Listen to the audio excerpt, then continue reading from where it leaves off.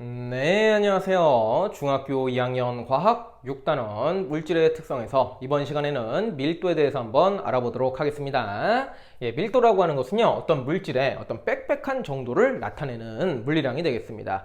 그래갖고 이제 어떤 물질이 있으면은 이 안에는 결국에는 어떤 입자로, 물질이라는 것은 어떤 더 작은 입자로 구성이 되어 있는 건데 그 입자들이 좀 빽빽할 수도 있고 아니면은 이제 듬성듬성할 수도 있습니다. 이 입자들이 좀 촘촘하게 빽빽하게 이렇게 이제 존재를 하면은 우리는 그거를 이제 밀도가 흔히 크다라고 얘기하고, 좀 내부를 구성하고 있는 입자들의 간격이 좀 듬성듬성하다 그러면은 우리가 이제 흔히 밀도가 좀 작다라고 얘기를 하는 겁니다. 요렇게 이제 우리가 좀 느낌적으로도 좀 알아두셔야 돼요. 밀도라는 것은 어떤 물질 내부에 그 입자들 간의 어떤 빽빽한 정도를 나타내는 것이다 라고 좀 느낌적으로도 좀 알아두시고요. 그 다음에 정확하게 우리가 이거를 수식으로도 표현할 줄 알아야 되는데요. 밀도라고 하는 것은요, 밀도라고 하는 것은 우리가 이제 어떻게 정의를 하고 있냐면요, 부피분의 질량이다. 부피분의 질량이다. 우리가 이제 이렇게 이제 정확하게 이제 정의를 합니다. 그래서 이제 오늘 배울 내용 중에선 사실은 이제 요거 암기하는 게 이제 가장 중요한 내용이 되겠습니다. 밀도는 부피분의 질량이다. 그래서 우리가 조금 더 구체적으로 하나씩 살펴보면요. 먼저 요 질량이라는 건 뭘까요? 질량이라는 거. 질량이라고 하는 것은요, 물질의 어떤 고유한 양이에요. 고유한 양. 물질의 고유한 양. 좀 어렵죠. 그렇죠? 예, 그래서 이제 질량이라고 하는 것은 우리가 미리그램 또는 뭐 그램 또는 뭐 킬로그램 이런 식으로 이제 표현을 하게 되는 거예요.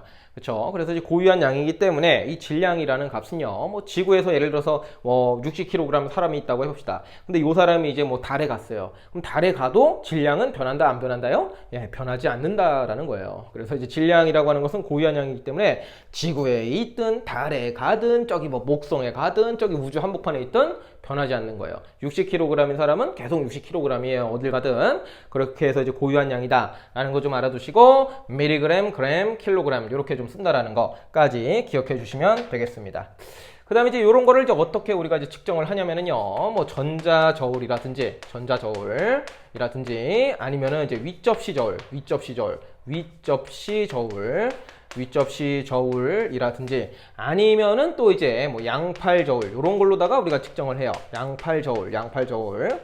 그래서 이제 전자저울은 이제 뭐 그런 이제 정육점 같은 데 가시면 이제 보실 수 있을 거예요. 그래서 이제 고기 삼겹살 저기 1인분만 주세요. 그러면 이제 삼겹살 이제 고기 해서 이제 어디 저울에 올려놓잖아요. 그럼 이제 눈금에 이제 뭐라고 떠요? 눈금에 이제 한 200g 뭐 이렇게 써 있죠, 그렇죠? 그렇게 해서 이제 측정하는 게 전자저울이 되는 거고요. 그 다음에 이제 윗접시 저울은 이제 이렇게 생긴 거예요. 이렇게 접시가 이렇게 달려 있어요. 그래갖고 이제 추를 한쪽에다 놓고 한쪽에다가 측정하고자 하는 물체를 놓은 다음에 이제 비교를 해가지고 이제 딱 수평이 이루어지면은 우리가 측정을 할 수가 있는 거고요. 질량을. 그 다음에 이제 양팔 저울 같은 경우에는 이제 이렇게 되어 있는 거죠. 이렇게 그냥 뭐 표현 그냥 뭐 이렇게 하는 거예요.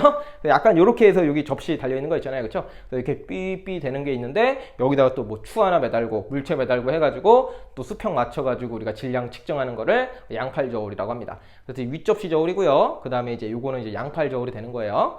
그래서 이렇게 하나 좀 기억을 해주시면은 되겠고요. 그 다음에 이제 부피라고 하는 것은 무엇인가요? 부피라고 하는 것은요, 어떤 물질이 차지하고 있는 공간의 크기입니다. 공간의 크기. 그쵸. 부피라고 하는 것은 이제 우리가 이제 어떤 물질이 당연히 입체적으로 있을 거 아닙니까? 그쵸? 그럼 그 입체적인 그 물질이 특정 공간을 차지하고 있죠. 그쵸? 그 공간의 크기를 우리는 이제 부피라고 부르게 되는 겁니다. 그래서 단위는요, 이제 세제곱센티미터라든지 또는 뭐 밀리리터라든지 또는 리터 요런 거를 이제 사용을 하게 되는 것이고요. 요것은 또 이제 어떻게 측정을 하느냐? 이제 예를 들어서 이제 부피 플라스크라든지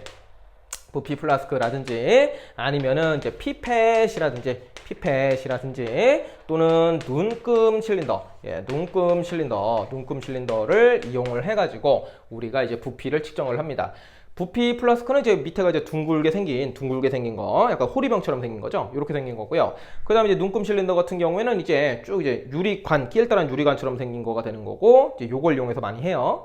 그 다음에 피펫은 이제 스포이드처럼 이제 끼일쭉한 유리관처럼 생긴 거, 요거를 이제 피펫이라고 부르게 됩니다. 그래서 이제 가장 많이 쓰는 것은 사실은 여기서 이제 눈금 실린더예요. 눈금 실린더. 그래서 요 눈금 실린더로다가 우리가 부피를 많이 측정을 하는데, 요거를 좀 읽는 눈금 실린더를 사용하는 방법을 여러분들이 조금 알고 계셔야 돼요. 그러니까 눈금을 읽는 건데, 눈금을 읽는 방법이 조금 이제 좀 구체적이에요. 그래서 이제 뭐 얘가 이제 이렇게 생긴 거예요. 뭐 이렇게 생겨가지고 요게 이제 눈금이 이렇게 이제 있어요. 그래가지고 뭐 여기다가 물을 따랐어요. 그럼 뭐 물이 뭐 이렇게 되겠죠, 그쵸? 물이 이렇게 이게 찰 거란 말이에요. 그래서 지금 요 부분을 확대를 해가지고 선생님이 이제 그림을 그린 건데, 확대를 해서 잘 보시면은, 이게 자세하게 보면은요, 가까이서 보시면 이제 눈금이 이제 그러면 그 다음에 이제 이렇게 좀 있고, 중간에 이제 쪽쪽쪽쪽 있고, 그 다음에 여기 쪽쪽쪽쪽 뭐 이렇게 있단 말이에요. 예, 이렇게 있는데, 눈금을 이제 자세하게 보시면은요, 이 눈금이 이제 이게 물이 이렇게 차 있는데, 똑바로 안 차 있어요. 이게 똑바로 안 차 있고, 대략적으로 이런 식으로 차 있어요. 좀 오버해서 그럴게요. 요런 식으로, 요렇게 좀 차 있단 말이에요. 물이 요렇게 차 있어요. 이렇게. 그래가지고 예를 들어서 여기에 이제 눈금이 예를 들어서 뭐 한 30 ml 이렇게 써 있고, 그 다음에 여기는 뭐 40 ml 이렇게 써 있다고 해봅시다. 그럼 중간에는 뭐 35 ml가 되겠죠. 35 ml. 그 다음에 이제 여기가 지금 1 ml씩 이제 한 거거든요. 그러면은 여기 이제 하나니까 36, 37, 38, 39, 40 이렇게 되는 거니까 여기는 이제 37ml가 되겠죠. 그렇죠? 근데 이제 이렇게 되어 있으면은, 이렇게 되어 있으면은, 이게 과연 이게 37로 읽어야 되는가, 아니면은 35로 읽어야 되는가, 고민에 빠질 수가 있습니다. 그렇죠? 그때는 이제 어떻게 읽으셔야 되냐면요, 여기 수평한 구간에 눈금을 읽으셔야 돼요. 그래서 요거는 이제 35ml다. 이렇게 이제 여러분들이 답변을 해 주셔야 되는 부분이 됩니다. 그래서 이제 끝에는 이제 왜 올라가냐면은, 이제 물이 이제 인력이 있어요. 인력. 물이라는 게 이제 좀 다른 물질을 이제 끈적끈적해요. 얘네가. 그러니까 한마디로 그러니까 좀 끈적끈적한 성질이 있는데, 그런 것 때문에 이제 유리관 옆에 붙으면은 유리관을 약간 좀 타고 올라가는 성질이 있습니다. 그래가지고 약간 끄트머리는 살짝 올라가게 되는데, 올라간 데를 이제 여러분들은 보시는 게 아니라 평평한 부분, 수평한 부분에 눈금을 정확하게 읽어주시면 된다라는 얘기예요. 그 다음에 이제 한 가지 더 보시면은, 예를 들어서 뭐 이렇게 될 수도 있습니다. 예를 들어 가지고 이렇게 될 수도 있어요. 만약에 여기가 한 얼마로 할까요? 여기가 한 아까랑 좀 비슷하게 해볼까요? 아니야, 일단 다르게 해볼게요. 예, 그래서 예를 들어 가지고 여기가 비슷하게 합시다. 여기가 뭐 이렇게 있고, 여기 이렇게 있고, 가운데 하나 있고, 하나 둘 셋 넷 이렇게 있다고 해봅시다. 그 다음에 여기 밑에를 이제 30ml, 그 다음에 여기 위에를 40ml, 이렇게 좀 한번 해볼게요. 근데 이번에 측정을 했더니 애매하게 나왔어요. 애매하게. 요렇게 나왔어요. 뭐가 애매하냐면은요, 일단 수평한 구간을 읽는 건 알아요. 그래서 수평한 구간을 딱 따라갔는데, 눈금에 딱 안 걸치고, 하필이면 여기 중간 어둠에 여기 딱 걸친 겁니다.